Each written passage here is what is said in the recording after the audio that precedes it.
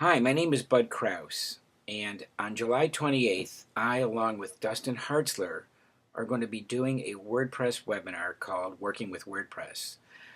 What we're going to do is go over all the basics, sort of an overview from 10,000 feet of what WordPress is, how it works, and how it can work for you and your business. What you're about to see in the next few minutes are some clips of a webinar I gave earlier this year. And it'll give you a really good idea about what we're going to be going over on July 28th.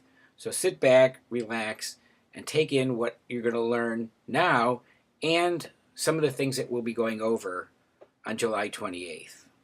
I created these two, which I'll get to in a second. I'm going to start with a just fresh post. So let's just say I want to create a new post, and let's see how that's going to work. So I'm going to type in CSS, C-L-A-S-S, class. Okay, so that's going to be the title of the post. And as it happens, and what I like to do often is just to write my copy somewhere else. Now, by the way, if you do that, that's a common thing. You don't want to use Word for Windows. You want to use a plain text editor like Text Editor, Notepad, because you don't want to have any formatting in your code, in your copy. You want it to have a plain text. So I'm going to close this, and now I'm going to stick it into here, right over here, and I'm going to paste it. And as you might see, there's a lot of functions over here that are a lot like a rich text editor. Okay, just like a word processor, so very similar. So right away, hey, I don't know any HTML, I don't know any CSS, I don't know any of that yucky stuff. Well, not yucky to me, but a lot of people think it's yucky.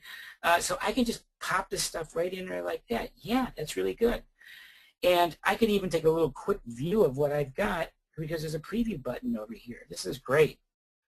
So now I've got my preview button, and it's got the couple lines of a couple sentences here for the CSS class.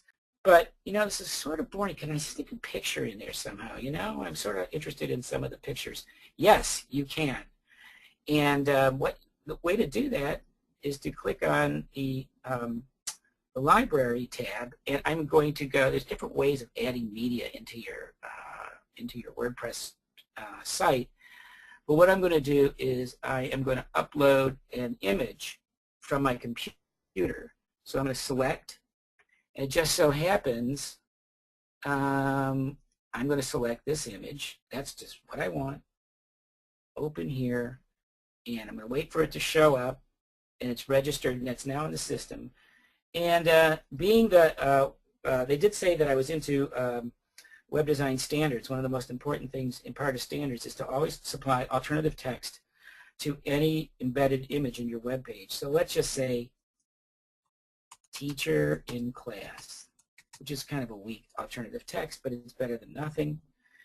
And then I have some options here as to how I want to place the image on the page. Left, center, right, none, whatever. I think what I'm going to do is just keep it in the center and see how things are going to look that way. So I'm going to keep that. I could actually resize the image and stuff. I don't really want to get too fancy at this point. And I want to insert the image now into the page. Well, it seems like it's at the bottom, huh? I'm not so sure I want that. So let's just see if I can I cut this? I think I can move it. Let's see if I can cut it. Okay. Let's see if I can put it up over here. Okay. Bear with me here. All right, so it's like none. It's sort of like not exactly what I want.